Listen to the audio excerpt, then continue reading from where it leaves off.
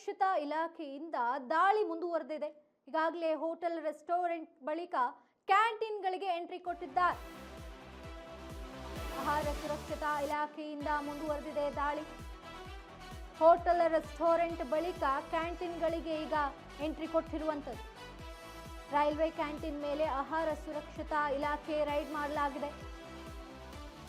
ಇನ್ನು railway junction ಮತ್ತು railway ನಿಲ್ದಾಣ ಸಂಸ್ಥೆಗಳ ಮೇಲೆ ಕೂಡ ದಾಳಿಯನ್ನ ಮಾಡಲಾಗಿದೆ.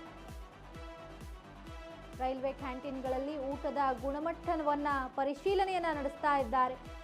ಯಶವಂತಪುರ, ಕೆಆರ್ ಪುರಂ, ಯಲಹಂಕ, ಕೋಲಾರ, ಮೈಸೂರು, ಹಾವೇರಿ, ಉಡುಪಿ, ಕೊಪ್ಪಳ, ಗದಗ, ದಾವಣಗೆರೆ, ಹೊಸಪೇಟೆ, ಹುಬ್ಬಳ್ಳಿ ಮತ್ತು ಮಂಗಳೂರಿನಲ್ಲಿ ಈಗ ತಪಾಸಣೆ ನಡೀತಾ ಇರುವಂಥದ್ದು.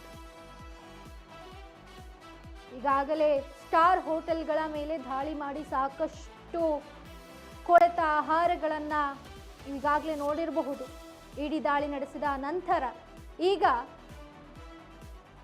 ಕ್ಯಾಂಟೀನ್ಗಳ ಮೇಲೆ ದಾಳಿಯನ್ನು ನಡೆಸಲಾಗ್ತಾ ಇದೆ. ಅಂದ್ರೆ ರೈಲ್ವೆ ಕ್ಯಾಂಟೀನ್ ಏನಿರುತ್ತೆ ಅದರ ಮೇಲೆ ದಾಳಿಯನ್ನ ನಡೆಸಲಾಗ್ತಾ ಇದೆ. ಸುರಕ್ಷತಾ ಇಲಾಖೆ, ಆಹಾರ ಸುರಕ್ಷತಾ ಇಲಾಖೆ ರೈಡ್ ಮಾಡಲಾಗ್ತಾ ಇದೆ. ಇನ್ನು ರೈಲ್ವೆ ಕ್ಯಾಂಟೀನ್ಗಳಲ್ಲಿ ಊಟ ಏನು ಬರುತ್ತಲ್ಲ ಆ ಊಟದ ಗುಣಮಟ್ಟವನ್ನ ಕೂಡ ಪರಿಶೀಲನೆ ಮಾಡಲಾಗ್ತಾ ಇದೆ.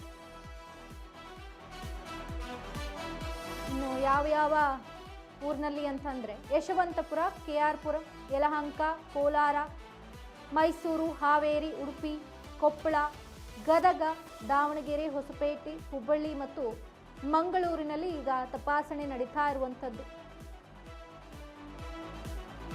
ಕೊಳೆತ ತರಕಾರಿಗಳು, ಊಟ, ಈ ರೀತಿಯಾಗಿ ಕೊಳೆತ ತರಕಾರಿಗಳಿಂದ ಅಡುಗೆಯನ್ನ ಮಾಡಲಾಗಿ ನೋಡ್ತಾ ಇದ್ವಿ ಇಷ್ಟು ದಿನ ನಾವು ಈಗಾಗಲೇ.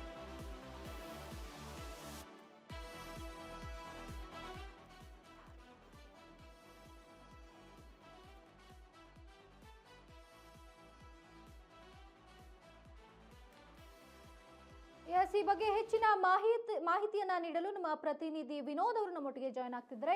ವಿನೋದ್, ಈಗಾಗಲೇ ಸ್ಟಾರ್ ಹೋಟೆಲ್ಗಳಲ್ಲಿ ದಾಳಿಯನ್ನ ನಡೆಸಿ ಸಾಕಷ್ಟು ವಿಚಾರಗಳನ್ನ ಬಯಲಿಗೆ ತಂದಾಗಿದೆ ಈಗಾಗಲೇ.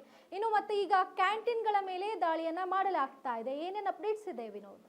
ಚಂದನ, ಈ ಒಂದು ರೈಲ್ವೆ ಕ್ಯಾಟರಿಂಗ್ಗಳ ಮೇಲೆ, ಒಂದು ರೈಲ್ವೆ ಕ್ಯಾಂಟೀನ್ಗಳ ಮೇಲೆ ದಾಳಿ ಅನ್ನೋದು ಇದೇನು ಒಂದು ಸಡನ್ ಸರ್ಪ್ರೈಸ್ ಅಲ್ಲ. ಯಾಕಂದರೆ ಸೋಮವಾರನೇ ಒಂದು ಸುದ್ದಿಗೋಷ್ಠಿ ಕರೆದು ಸುದ್ದಿಗೋಷ್ಠಿಯಲ್ಲಿ ಸಹ ಒಂದು ಮಾಹಿತಿ ನೀಡಿದ್ರು. ಮುಂದಿನ ದಿನಗಳಲ್ಲಿ ನಾವು ರೈಲ್ವೆ ಕ್ಯಾಂಟೀನ್ಗಳು ಏನು ಬರ್ತವೆ, ರೈಲ್ವೆ ಕ್ಯಾಂಟೀನ್ ಆಗಿರಲಿ, ಜೊತೆಗೆ ವಿಮಾನ ನಿಲ್ದಾಣಗಳ ಕ್ಯಾಂಟೀನ್ಗಳಾಗಲಿ, ಜೊತೆಗೆ ಅಲ್ಲಿರ್ತಕ್ಕಂಥ ಮಳಿಗೆಗಳೇನಾಗಲಿ ಅಲ್ಲಿ ಆಹಾರ ಸುರಕ್ಷತೆನ ನಾವು ಮಾಡ್ತೀವಿ, ಒಂದು ದಾಳಿಯನ್ನು ಮಾಡ್ತೀವಿ, ಜೊತೆಗೆ ಒಂದು ಸಮನ್ವಯನ ಸಾಧಿಸಿ, ಅಂದರೆ ಸಮನ್ವಯ ಸಭೆ ಮಾಡಿ ತದನಂತರ ಈ ಒಂದು ದಾಳಿ ಮಾಡ್ತೀವಿ ಅಂತ ಸೋಮವಾರನೇ ಸಹ ಆರೋಗ್ಯ ಸಚಿವ ಯು ಟಿ ಖಾದರ್ ಅವರು ಹೇಳಿದ್ರು. ಅದರ ಭಾಗವಾಗಿ ಇವತ್ತು ಬೆಳಗ್ಗೆಯಿಂದ ಒಂದು ಆಹಾರ ಸುರಕ್ಷತಾ ಇಲಾಖೆ ರಾಜ್ಯದ 36 ರೈಲ್ವೆ ನಿಲ್ದಾಣಗಳಲ್ಲಿ 112 ಅಂದ್ರೆ ಈ ಒಂದು ಕ್ಯಾಟರಿಂಗ್ಗಳಲ್ಲಿ ಇವತ್ತು ದಾಳಿಯನ್ನು ಮಾಡಿದೆ. ಆ ಒಂದು ದಾಳಿ ವೇಳೆ ಸಾಕಷ್ಟು ಲೋಪದೋಷಗಳು ಕಂಡು ಬಂದಿದೆ. ಇವನ್ ಪಂಚತಾರ ಹೋಟೆಲ್ಗಳು ಅಷ್ಟೇ ಅಲ್ಲ, ರೈಲ್ವೆ ಕ್ಯಾಟರಿಂಗ್ ಅಲ್ಲೂ ಈ ತರ ಒಂದು ಸಾಕಷ್ಟು ಲೋಪದೋಷಗಳು ಕಂಡು ಬಂದಿದ್ದಾಗಿದೆ.